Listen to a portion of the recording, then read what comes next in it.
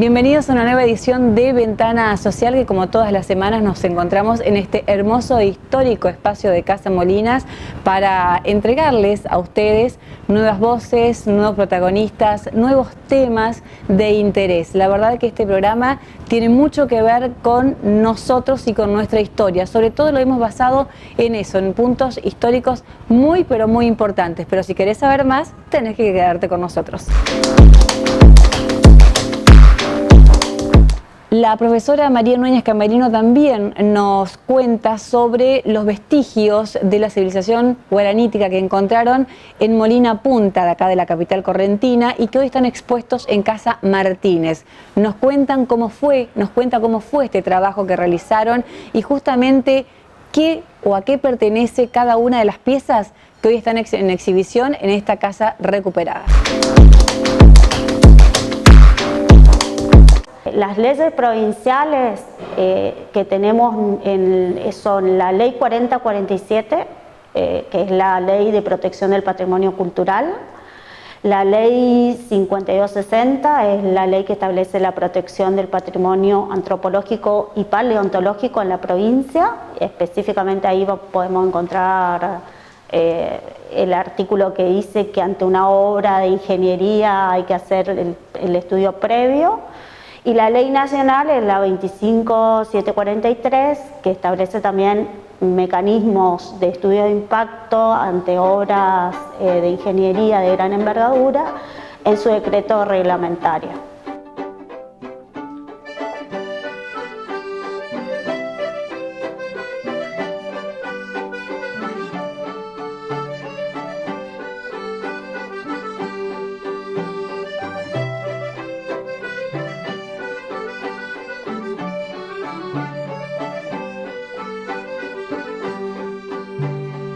Nuestra ciudad tiene muchos ejemplos de trabajos arqueológicos de rescate que se han realizado en función del avance de diferentes obras.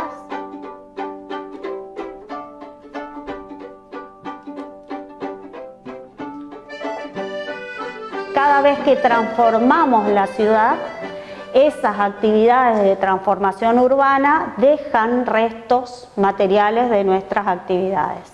Ejemplo de esto es lo que vemos, por ejemplo, en una de las salas de Casa Martínez. Ejemplo de esto es lo que se recuperó en Casa Molina, cuando se hizo el rescate de Casa Molina, que estaba a punto de ser derrumbada. Ejemplo de esto es el pozo que se encontró en la Plaza Cabral cuando se estaban haciendo las últimas tareas de refacción en la Plaza Cabral, y en el que también se hicieron trabajos arqueológicos. El último ejemplo que yo citaría es uno que me compete a mí y que tiene que ver con la construcción de la estación subterránea, de la subestación transformadora subterránea en la Plaza 25 de Mayo, en la que la empresa provincial de energía tomó la iniciativa de hacer el estudio de impacto arqueológico previo al trabajo en sí mismo de obra civil.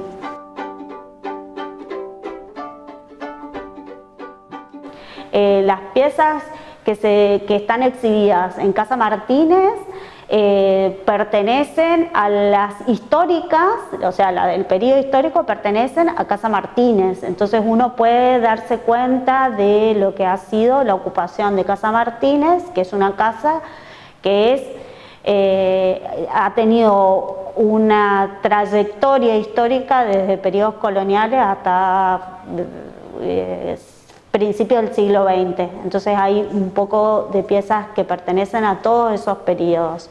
Tejas de estilo colonial, como tejas francesas, por ejemplo.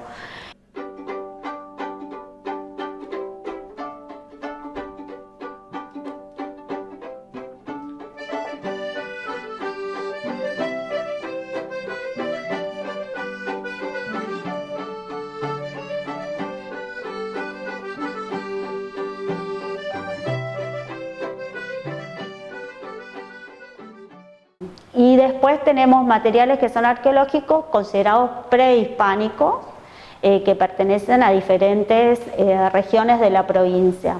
En la sala 1, por ejemplo, hay material que pertenece a un sitio que se encontró en Molina Punta y que pertenece a los grupos indígenas que habitaban nuestra ciudad o el territorio que después ocupó nuestra ciudad, para ser más correctos, al momento de la llegada de los españoles. Esa intervención la realizó un arqueólogo que fue uno de los arqueólogos que trabajó en la provincia, prácticamente todo el territorio provincial, que es Juan Ignacio Mujica. Él vive en Paso de los Libres y tiene un relevamiento de sitios arqueológicos impresionante en toda la provincia, y justamente él tiene ese sitio arqueológico relevado con piezas recuperadas de esos pueblos indígenas con los cuales los españoles entran en contacto al momento de la fundación de la ciudad. Tenemos la prueba arqueológica con el sitio Molina Punta, por ejemplo.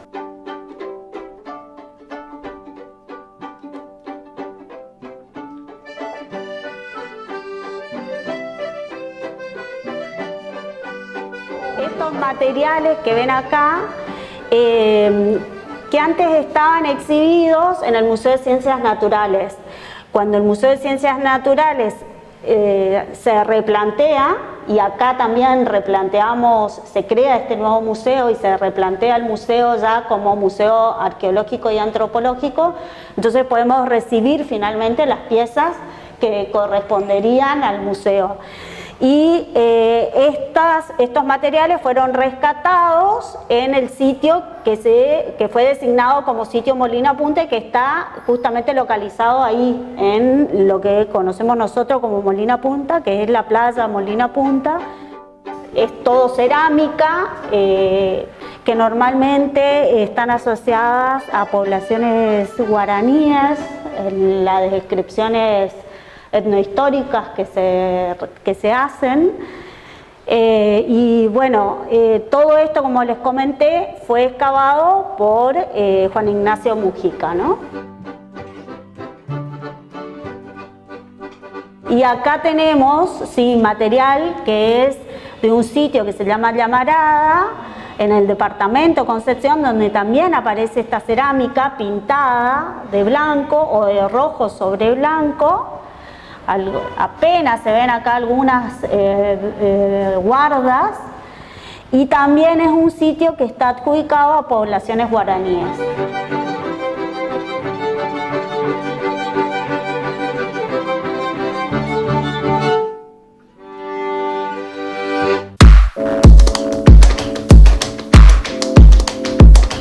En la Plaza 25 de Mayo se instaló una estación transformadora, pero para que esto suceda intervino la Universidad Nacional del Nordeste, y en este caso, en este grupo, la profesora María Núñez Camelino nos cuenta cuáles fueron los relevamientos que se hicieron para que esa estación transformadora pudiera estar allí. Los relevamientos históricos, digo, porque se estableció esta estación en nada más y nada menos que el casco histórico, en el epicentro del casco histórico de la ciudad de Corrientes. La historia con la Plaza 25 de Mayo surge porque la empresa provincial de energía tiene que instalar en la Plaza 25 de Mayo una estación transformadora subterránea, y se plantea la necesidad de instalarla en la plaza por una cuestión de accesibilidad de la subestación. Nuestra plaza es la plaza desde donde va a expandirse la ciudad. Si bien la ciudad se funda en la Punta Arasatí, después, digamos, el diseño que va a tener la plaza, ese diseño colonial reticular, se va a generar a partir de la Plaza 25 de Mayo en general, y esta plaza es la plaza central de esa etapa colonial desde ese momento histórico. Entonces, una de las cosas que se plantean cuando comienzan todos los permisos de trabajo es que es la plaza histórica de la ciudad. y que es necesario realizar un estudio previo de impacto arqueológico para evitar dañar cualquier tipo de patrimonio histórico-arqueológico que pudiera haber en el espacio que iba a ocupar la subestación. Entonces conformamos un equipo de trabajo con otro arqueólogo y con alumnos de la facultad que colaboraron en el trabajo que realizamos. Planificamos la intervención que fue previa al inicio de la excavación de la subestación, del pozo que requería la subestación, para ver, constatar la aparición de material arqueológico y después, durante los días que duraba el trabajo de excavación ya con material, con máquinas retroexcavadoras, hacer el seguimiento de esas excavaciones y seguir constatando si aparecía o no mayor material, porque ahí la profundidad de la excavación era mucho mayor de la que planificábamos nosotros como arqueólogos, ¿no? Y bueno, constatamos que la aparición de material arqueológico en general, por lo menos en ese sector de la plaza, era relativamente escasa. Nos apareció material, pero no tanto, y lo asociamos sobre todo a material que pertenecía a la segunda mitad del siglo XIX en adelante. Parte del informe que se entregó tanto a la DPEC como a la municipalidad y al Instituto de Cultura fue registrado con las fichas que establece la ley nacional, que son fichas de registro de las colecciones arqueológicas, y como se acordó, fue entregado al Instituto de Cultura para que permanezca en custodia.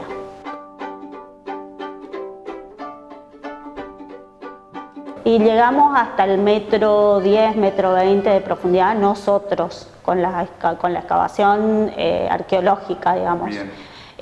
Sin embargo, la excavación de la estación fue mucho más profunda, ¿no? En esa oportunidad trabajamos con la Facultad de Humanidades, porque ahí tenemos la carrera de Historia y la Cátedra de Arqueología y Historia Americana, que ahí los chicos reciben cierta formación sobre lo que es la metodología arqueológica, y entonces es una oportunidad para ellos de acercarse prácticamente a la formación teórica que reciben en la cátedra.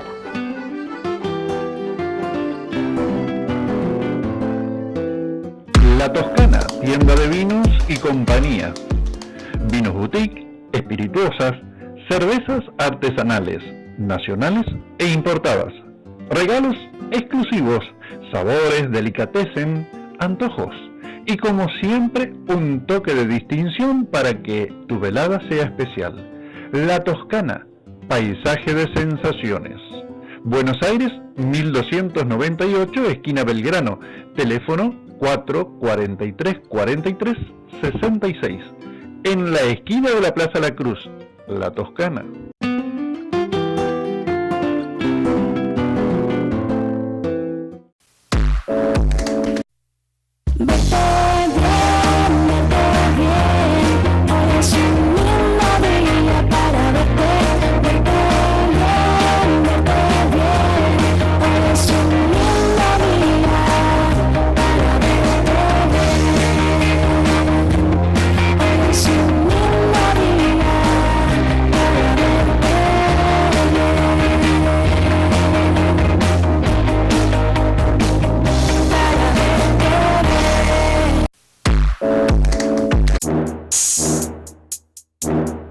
Saks Zapatería también acompaña a Ventana Social.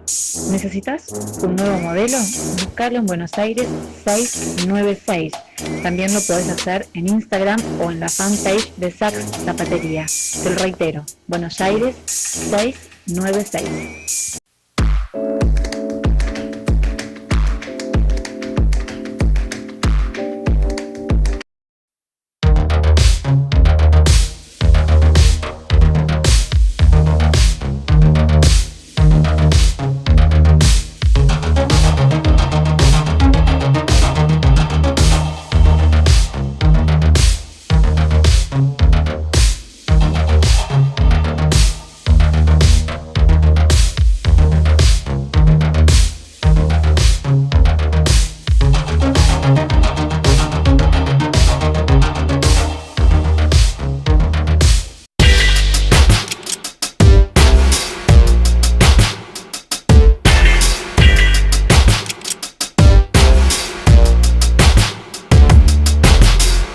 Si necesitas un accesorio para cualquier tipo de ocasión, AB te ofrece la mejor alternativa de la temporada otoño 2019.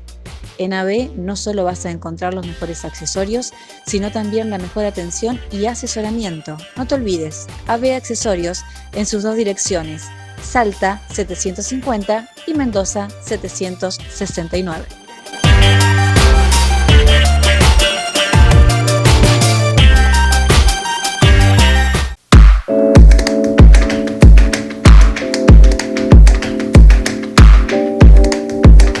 Cuando empezábamos el programa les decía que esta edición va a tener mucho de historia, porque uno de los temas que nos interesó muchísimo desde que lo conocimos fue la conformación del grupo Dragones Correntinos.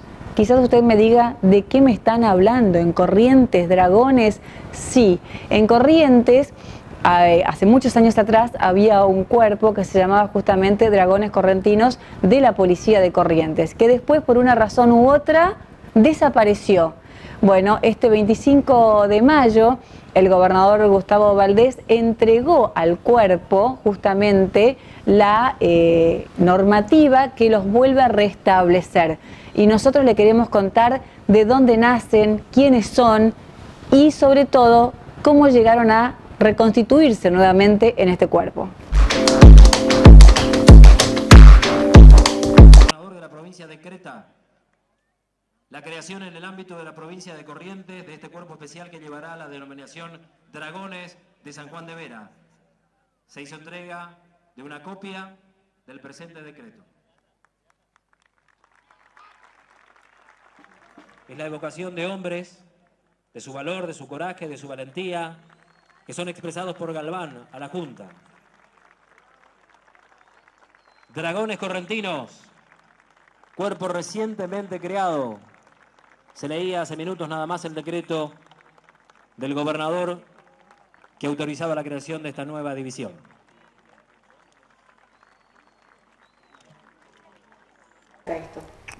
A mí me pidió asesoramiento a través de Carlos Lescano, el ministro, el doctor De Simoni, respecto de cuál era el pasado de este cuerpo que se quería recrear, ¿no es cierto? Que es Bueno, nosotros pensábamos en la caballería correntina.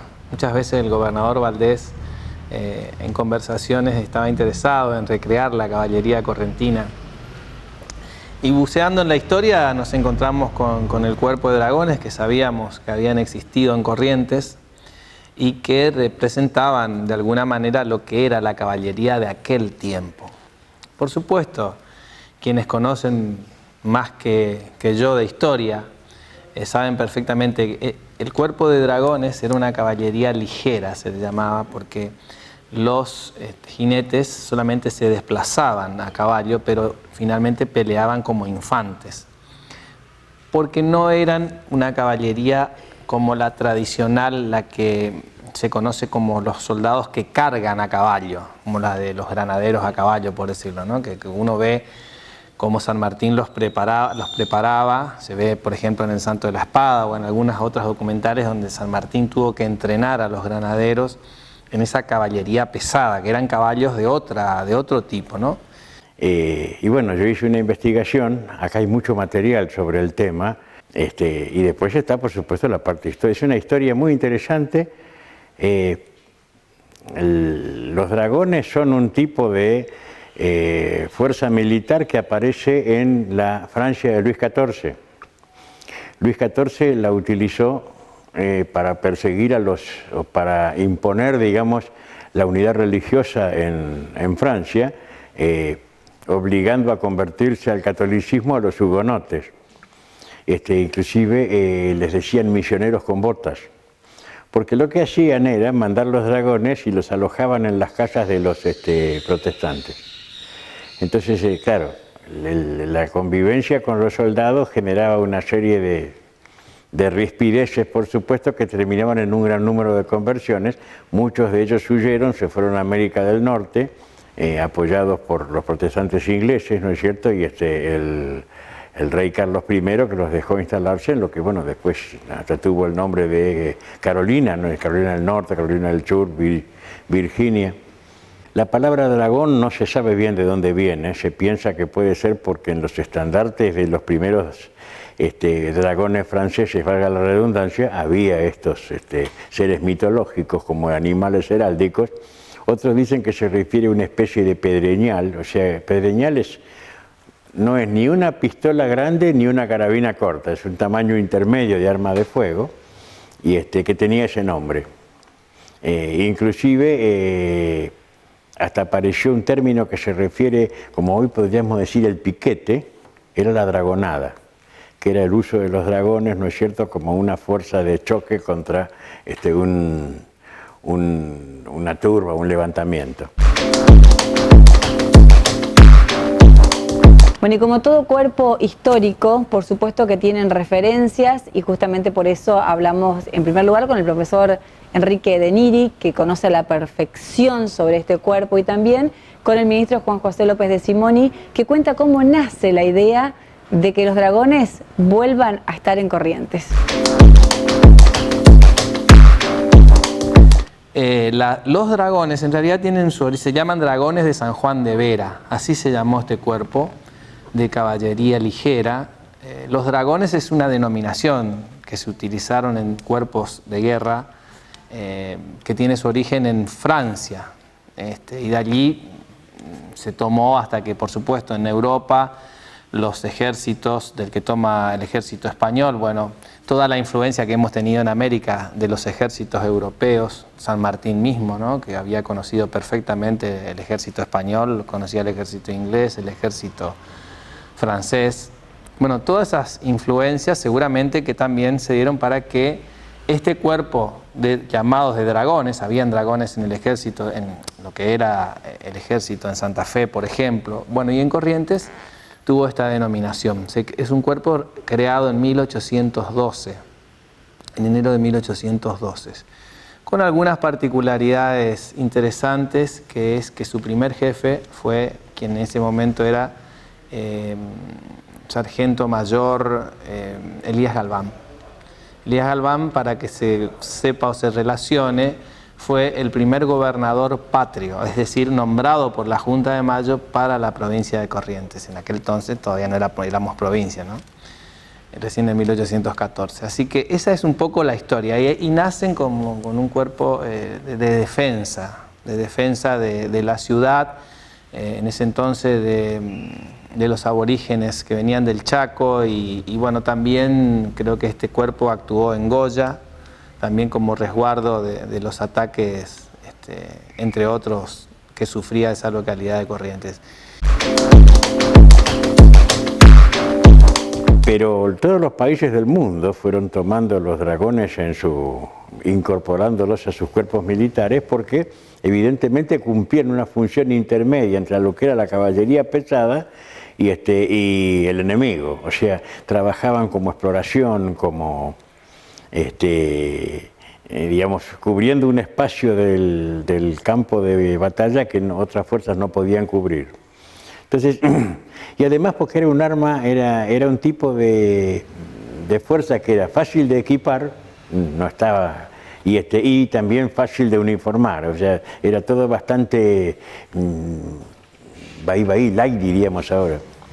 Entonces, acá van a aparecer, digamos, la primera mención que encontramos de los dragones, aunque ya había antes, pero aparecen creados en el año 1812 por la primera junta como dragones veteranos de San Juan de Vera. Hay que explicar una cosa: lo que serían los soldados profesionales se llamaban fuerzas veteranas, el resto eran las milicias.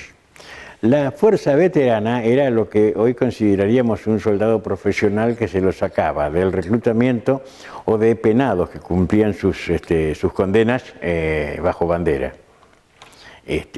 O sea, digamos, no era una... Por lo tanto, la reputación de los dragones siempre era inquietante, porque los que se desempeñaban en esos cuerpos eran, digamos, estaban un poco al margen del resto de la sociedad. Las milicias eran el resto. en las ciudades, esas milicias que se convocaban cuando hacía falta, aparecían de los artesanos, los comerciantes, y por supuesto estaban más acomodadas, por decir así, que las milicias de las zonas rurales, que era las que le tocaba siempre bailar con lo más feo. Pero el núcleo sobre el cual se formaba o se montaba cualquier ejército era la fuerza veterana esa. En Buenos Aires se llamaba el Fijo, era el nombre común que se le daba. La fuerza veterana, que eran los dragones. En 1812, la primera junta crea el regimiento de dragones veteranos en San Juan de Vera, aparece el uniforme, todo, ahí está explicado cuántas compañías eran, de 100 hombres cada una. Pero en forma efectiva, aparece como una fuerza militar correntina en 1822. Cuando después de la autonomía en el 21 se da el reglamento militar para las fuerzas veteranas y para las milicias. El que lo publica es el primer gobernador, Juan José Fernández Blanco. Es un reglamento muy, no digo copiado, pero muy asentado, muy basado en el reglamento militar que había hecho Pancho Ramírez para la República Entrerriana. Recordemos que en el año 20, después que es derrotado Artigas, Pancho Ramírez viene y se instala en Corrientes y acá prepara el ejército y antes de decidir si va a ir hacia Buenos Aires o si va a ir hacia el Paraguay. Doctor, en algún momento se dijo que esta fuerza estaba exclusivamente destinada a la custodia del gobernador. No, ¿Es real? no, era una de las cosas que hacían y era una fracción, porque los dragones no solamente estaban en la ciudad de Corrientes, había dragones en Goya, había dragones en Garza, estuvieron de guarnición en muchos lugares, inclusive después cambiaron de nombre. Los dragones van a seguir llamándose dragones hasta el año 1826. En el 26 van a tomar el nombre de granaderos a caballo. Este es el famoso regimiento de Verón de Astrada. Y con ese nombre van a participar de la batalla de Pago Largo, prácticamente van a ser aniquilados porque ocupaban el centro del dispositivo, y los supervivientes van a ir y se van a instalar en San Roque. Después, cuando se producen los problemas con los paraguayos, ellos van a van a hacer guarnición entre la tranquera de Loreto y digamos Santo Tomé, el puerto del Hormiguero. En la tranquera de Loreto estaban en lo que ahora son los campos de Miguel López Brear, en el rincón de Santa María. Ahí estaban de guarnición. Y bueno, se logró conseguir a través de distintas personas, como por ejemplo el profesor González Ascuaga, que fue uno de los que tuvo la inquietud de poder también iniciar la recreación de este cuerpo. Otra persona que colaboró mucho también fue el profesor Enrique de Niri, que fueron acercándome documentación y pudimos, por supuesto, convencer a la policía también, porque bueno, fue todo un tema, ¿no? Decir, miren, ustedes van a representar, pero que lo hicieron realmente con mucho agrado. Y el gobernador de la provincia, Gustavo Valdés, que también es un conocedor de la historia de Corrientes, bueno, se mostró muy complacido de poder concretar esta idea. Y bueno, finalmente conseguimos el modelo del uniforme, lo mandamos a hacer, fuimos a hablar con la policía, con el cuerpo de la caballería montada, que es quien representa a los dragones de San Juan de Vera. Y también pedimos colaboración al profesor Enrique de Niri para que viniera a contar de qué se trataba este cuerpo a los que iban a representar. Específicamente, ministro, ¿cuál es el objetivo de recrear este cuerpo que van hace muchísimos años que se perdió en Corrientes? Sí, el objetivo es, nosotros queremos representar los valores de los correntinos. Y sabemos que tenemos una rica historia, porque además hemos sido protagonistas de la vida institucional de la República Argentina, de lo que fue después la República Argentina. Pensar que recién en 1853 pudimos organizarnos como nación luego de la sanción de la Constitución, pero previamente a eso y desde 1810 en adelante, y antes de 1810. Hablemos de la participación, por ejemplo, de los cazadores correntinos en 1806 en las invasiones inglesas, que fue la primera representación histórica de Corrientes y que tenemos también recreado. En su momento los cazadores correntinos fueron recreados como un cuerpo de la policía que hoy representan los cadetes de la escuela de policía. Pero decía, esto forma parte de nuestra historia, que debemos revalorizarla, no para anclarnos en el pasado, pero sí para afianzarnos en esas raíces para proyectar el futuro. Entonces, tener un cuerpo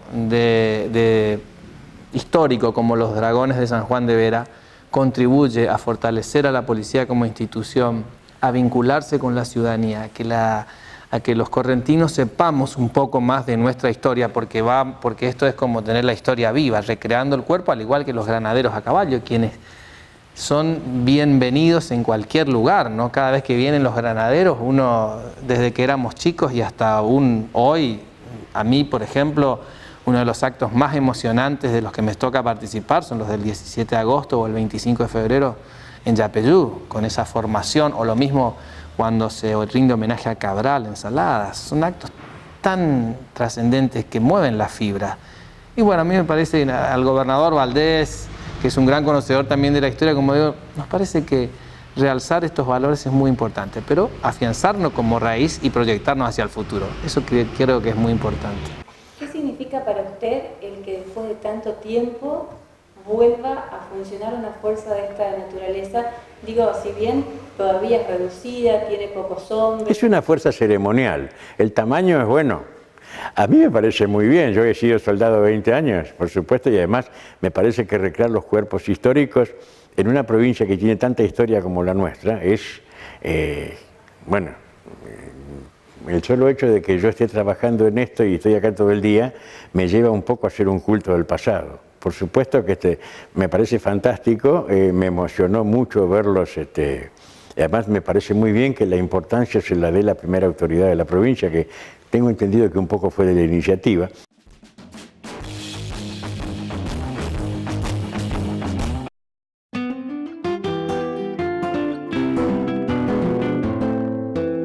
La Toscana, tienda de vinos y compañías. Vinos boutique, espirituosas, cervezas artesanales, nacionales e importadas. Regalos exclusivos, sabores, delicatessen, antojos. Y como siempre, un toque de distinción para que tu velada sea especial. La Toscana, paisaje de sensaciones. Buenos Aires, 1298, esquina Belgrano. Teléfono 443-43-66. En la esquina de la Plaza La Cruz, La Toscana.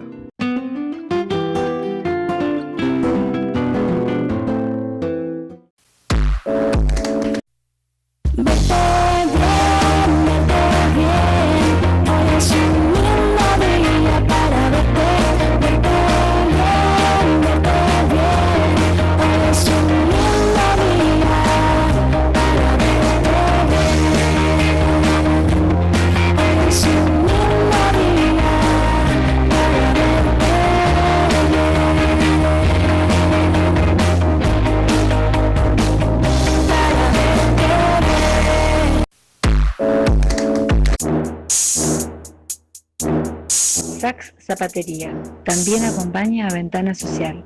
¿Necesitas un nuevo modelo? Búscalo en Buenos Aires 696. También lo podés hacer en Instagram o en la fanpage de Saks Zapatería. Te lo reitero, Buenos Aires 696.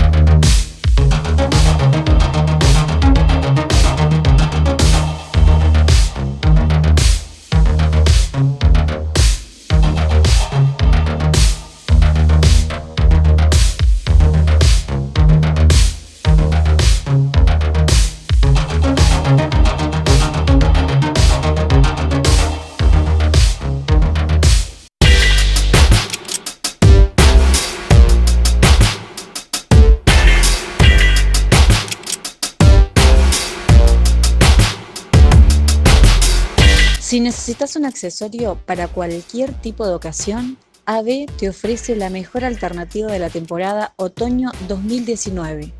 En AB no solo vas a encontrar los mejores accesorios, sino también la mejor atención y asesoramiento. No te olvides, AB Accesorios en sus dos direcciones, Salta 750 y Mendoza 769.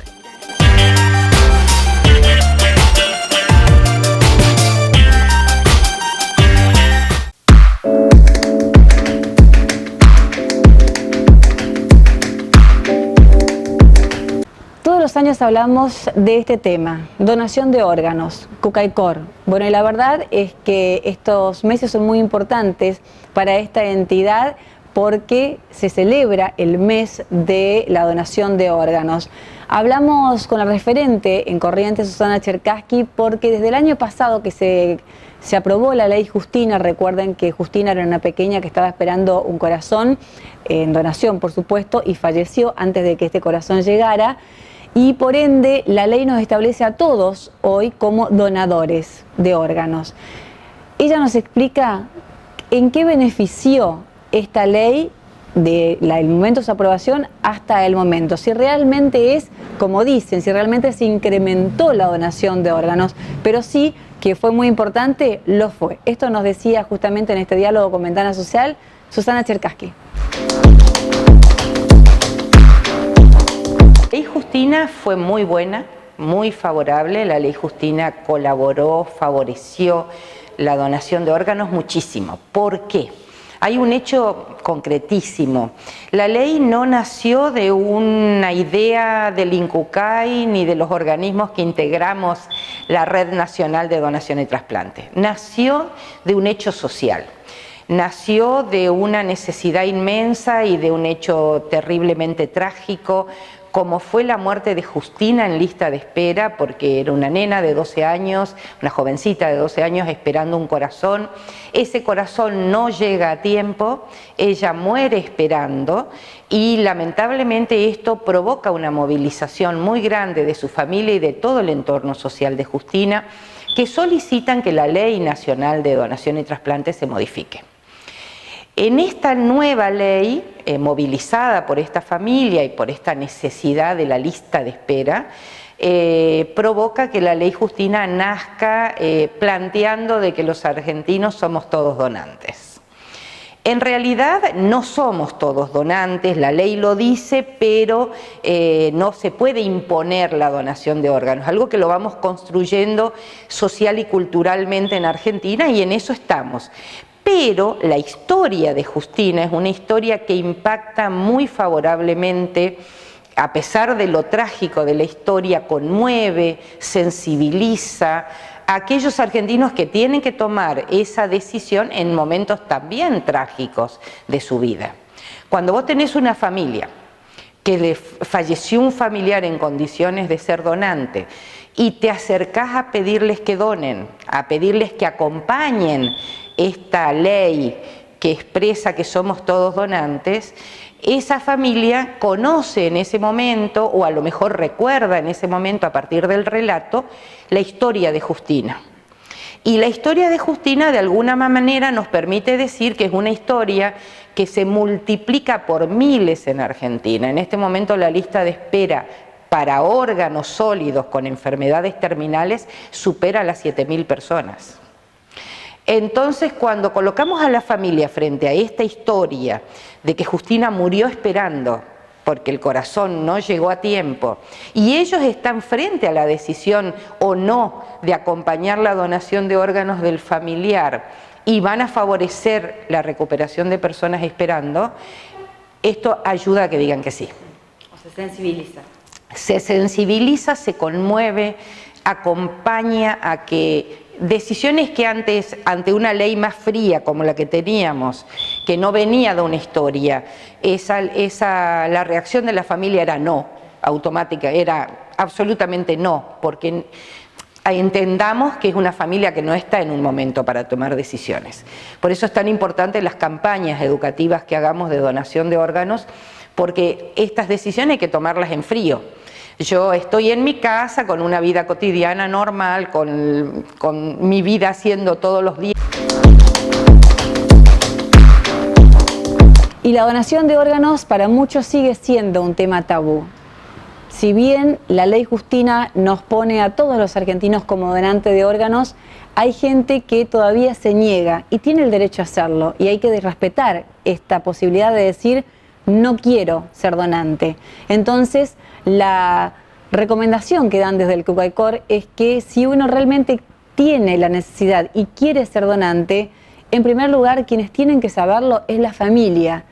¿Por qué? Porque si les pasa algo, es la familia la que decide si sos donante o no sos donante, en definitiva, más allá de cualquier ley. Esa es la primera recomendación. ¿Qué hago yo? ¿Donaría o no donaría? Y bueno, me decido, es mi cuerpo, decido que cuando yo me muera no me quiero llevar los órganos conmigo, los dejo acá para que den vida a otras personas. Qué bueno que yo pueda continuar de alguna manera con otras personas ayudándolos a vivir cuando yo a esos órganos no los necesite más. Comprender esto, que puedo ser inmensamente solidario después de mi muerte, que antes la muerte se terminaba acá, en cambio ahora la muerte abre grandes expectativas de vida para otras personas. Comprender esto me permite tomar la decisión, compartirlo en familia y pedir a mi familia que también tome esta decisión y que acompañe mi decisión y al momento de mi muerte favorezca la donación de órganos. Es un respeto, ¿no? Es un respeto, es pedir, yo soy donante, decidí. Cuando me muera quiero donar todos los órganos que la ley permita, respeten mi voluntad. Esto es lo que siempre pedimos a aquel que toma la decisión de ser donante, que lo converse en familia, porque cuando yo me muera voy a estar muerta y a quienes le van a consultar es a mi familia, con quienes van a dialogar para pedir permiso para tocar mi cuerpo es a mi familia. Mi familia tiene que conocer mi voluntad, acompañarla y bueno, qué lindo sería que en la familia seamos todos donantes, ¿no? Susana, vos decías que la gente se ayuda a sensibilizar a la gente. ¿Ayudó a incrementar la donación de órganos? Sí, se incrementó en todas las provincias argentinas, porque ahora el equipo médico que está a cargo de un operativo de donación que enfrenta a esta persona fallecida en condiciones de ser donante y va a dialogar con la familia, dialoga con la familia presentando esta ley. Y esta ley, con la historia de Justina, abrió puertas nuevas a la emocionalidad y favoreció la donación de órganos. Entonces tenemos menos negativas a donar y esto ha incrementado las donaciones de manera muy importante. ¿Tenemos números? Me tomaste con no sé qué números estaremos en este momento a nivel nacional. ¿Cuántos donantes tendremos? Porque esto va cambiando permanentemente. Pero acá en Corrientes nosotros estamos teniendo más de un donante por mes. Ya estamos en 7 donantes en lo que va del año 2019 y esto nos presenta una perspectiva muy valiosa hacia adelante. Y así como nos está ocurriendo en Corrientes, sabemos que está ocurriendo en muchas provincias argentinas. La ley ha ayudado. La ley Justina es una ley que tiene emocionalidad y eso es muy bueno. Este es un tema, el tema de donar órganos es un tema sensible, es un tema muy delicado, tiene que ver con algo tan importante como el propio cuerpo y es muy bueno que tengamos una ley que tenga un fondo emocional tan importante. De todas maneras, me imagino que si hay familias que todavía dicen que no, aunque no lo hayan expresado ante el INCUCAI, eso sigue respetándose, ¿verdad? Sí, no se puede tocar el cuerpo de una persona si no hay un acompañamiento de la familia, no es posible.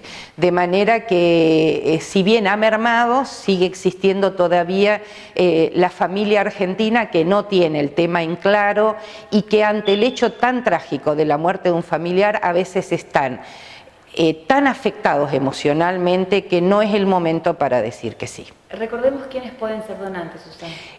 Donantes voluntarios, que yo me expreso así en la racionalidad y la pura emocionalidad, desde los 18 años cumplidos para arriba, sin límite de edad y sin ningún condicionamiento, no importa si estuve enfermo, estoy enfermo, expresarme como donante es una expresión de solidaridad voluntaria y consciente. Por lo tanto, todos Todos podemos ser donantes desde los 18 años. De un trámite muy sencillo. Entrar en la web del INCUCAI donde dice expresa tu voluntad de ser donante y bueno, yo clico ahí, me expreso, recibo mi cédula de donante y ya soy un donante de órganos en Argentina. Y a esto lo comparto en familia. ¿Qué pasa si no tengo la cédula? No pasa nada, la simple expresión de voluntad abierta en el ámbito familiar, vuelvo al ámbito familiar porque es el más necesario, la simple expresión verbal de que soy donante, de que acompaño la donación de órganos, es más que suficiente. ¿Cuáles son los órganos, o cuáles siguen siendo los órganos, me imagino que se mantiene esto en el tiempo, los órganos más complejos de conseguir y los que más se necesitan? Bueno, en realidad son todos complejos de conseguir. El más complejo son los pulmones. Lamentablemente los pulmones son los primeros que se contaminan en una persona fallecida porque es una persona que está en una terapia intensiva y muchas veces intubada. Entonces, lamentablemente, lo primero que perdemos en un operativo de donación son los pulmones. Por eso cuiden mucho los pulmones, no fumen, esto es fundamental. Y el resto de los órganos también son difíciles de conseguir porque son difíciles las donaciones en Argentina. Pero pulmones, corazón, páncreas, hígado, riñones e intestino son los órganos que se requieren todo el tiempo. A nivel, ¿cómo está Argentina a nivel mundial en cuanto a donaciones? Bueno, muy bien, ahora la ley Justina ha acompañado un poquito mejor. Nosotros tenemos 8 donantes por millón. Es un buen número, pero no es el número mundial. España, que es el país con mejor tasa de donación, tiene 14 donantes por millón. O sea, estamos en camino de estar muy bien, pero no en el mejor lugar a nivel de la tasa. Por eso tenemos que crecer en donaciones. La donación de órganos se ha vuelto una necesidad inmensa para recuperar a muchas personas de enfermedades terminales. Comprender esto, ¿no? Que son personas que están con enfermedades terminales. No hay ninguna posibilidad de sanar si no es a través de un trasplante. Y el cambiar un órgano por otro solamente es posible cuando hay donaciones. El Museo de Bellas Artes de la provincia de Corrientes está recibiendo una muestra más que significativa que viene del Museo de Bellas Artes de Nación. Es una muestra sumamente importante que tiene valores incalculables porque pertenecen a artistas de los más reconocidos del país. Esta muestra va a estar hasta prácticamente fines de junio y lo cierto es que nosotros los invitamos a que la visiten a la muestra y quien nos cuenta al respecto es el director del Museo de Bellas Artes, Luis Bogado.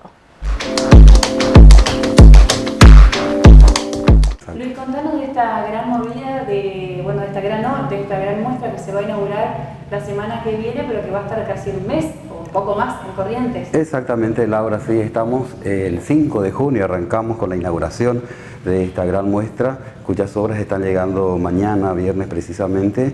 Estamos muy expectantes con todos los preparativos técnicos previos a la adecuación de las salas del museo, ya sea en pintura, iluminación, cuestiones de seguridad, todo lo que requiere y exigen, digamos, para una muestra tan importante al recibir obras de maestros del arte argentino, que son colecciones del Museo Nacional de Bellas Artes. Específicamente, ¿cómo se llama la muestra? ¿Cuántas obras son? Contanos cuáles.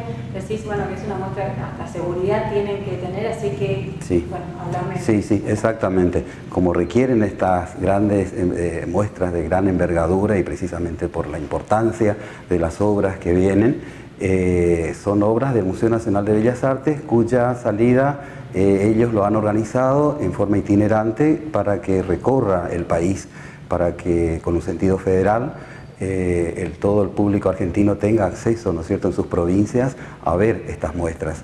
Entonces lo organizaron con el título de En Tránsito, Tesoros de la Colección del Bellas Artes, es el título en general que tiene la muestra, que lo han organizado en 4 módulos genéricos, en grandes 4 módulos que son retrato, paisaje, figura y abstracción.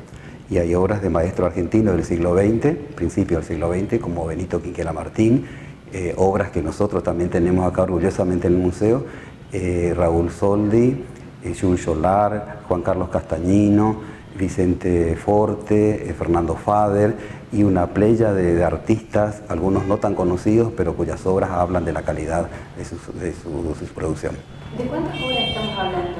Son 36 obras, divididas en 4 módulos, como dije, y en 2 salas.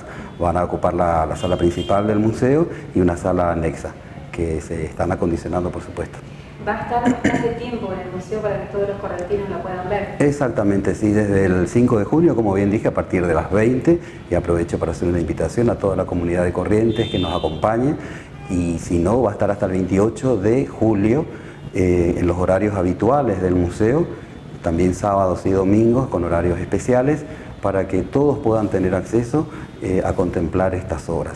¿Qué significa para vos, director del Museo de Bellas Artes, tomar bajo tu custodia o bajo la custodia de este museo semejante patrimonio nacional? Exactamente, sí, es una gran responsabilidad, un gran orgullo, me siento muy honrado al estar en esta gestión que me haya tocado justamente. Si bien el museo ya ha tenido en otras 3 oportunidades anteriores otras muestras del Museo Nacional también con distintas temáticas, esta es la 4ª vez que está visitando una colección, o sea, hemos tenido ya un cierto entrenamiento y sabemos del cuidado que exige, la responsabilidad que ello acarrea.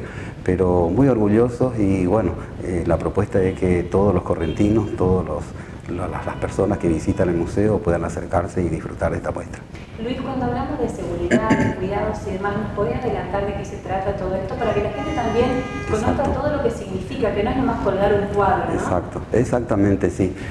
Toda la trastienda que no se ve y en el cual estamos en estos días precisamente, requieren adecuar la sala, pintura, iluminación y también seguridad. Se refuerza la seguridad policial, también bueno, tenemos monitoreo por cámaras, alarmas, o sea, una serie de requisitos que siempre todos los museos conllevan a la seguridad de una muestra, ¿no? Pero sí, hemos tomado todos los recaudos y creo que bueno, vale la pena y se va a ver el resultado en la sala con esta muestra. Si bien no se puede hablar, digo, porque cada obra tiene un valor millonario, un valor histórico y demás, sí, pero me imagino que esta muestra en particular, en cuanto a dinero, significa mucho dinero, ¿no? Exactamente, muchísimo dinero. Cada obra está evaluada exactamente con su tasación correspondiente, que bueno, eso el Museo Nacional lo tiene, ¿no es cierto? Y son obras únicas, originales, como son las obras de arte. Entonces hay que extremar las medidas, los recaudos, tomar todos los recaudos posibles para que estas obras, así como salen del museo, que justamente me informaron que están saliendo, hay todo un monitoreo satelital de la empresa de transporte que es especialista en traslado de obras de arte, no es cualquier empresa de transporte, y que tienen también una gran responsabilidad desde que sale del Museo Nacional de Bellas Artes hasta que llega al Museo Vidal de Corrientes. ¿Por qué el correntino tendría que venir al museo a visitar esta muestra? Yo creo en primer lugar que el acercarse a estas obras que por ahí cuesta y solamente se las va a ver en el Museo Nacional de Bellas Artes en la capital federal en Buenos Aires, el tenerlas acá en el lugar nuestro es una oportunidad casi diría única. Si bien uno puede viajar y ver no estas obras, porque como dije anteriormente están guardadas y casi no están expuestas, están otras obras de estos mismos artistas, esta oportunidad creo que es única para acercarse y contemplar con todo el tiempo que uno requiera pasear por el museo y disfrutar y venir las veces que uno quiera, ¿no? ¿En qué sala van a estar expuestas? En la sala José Negro, que es la sala principal, y Justas Díaz de Vivar, en esas 2 salas. Gracias. No, gracias a vos, Laura, muchísimas gracias. Y hemos llegado al final de una nueva edición de Ventana Social, mucho de historia, mucho de cultura, espero que les haya gustado. Dios mediante, nos reencontramos la próxima semana, como todas las semanas, desde aquí, desde Casa Molina y desde todos los espacios, porque nuestros entrevistados están en todos lados.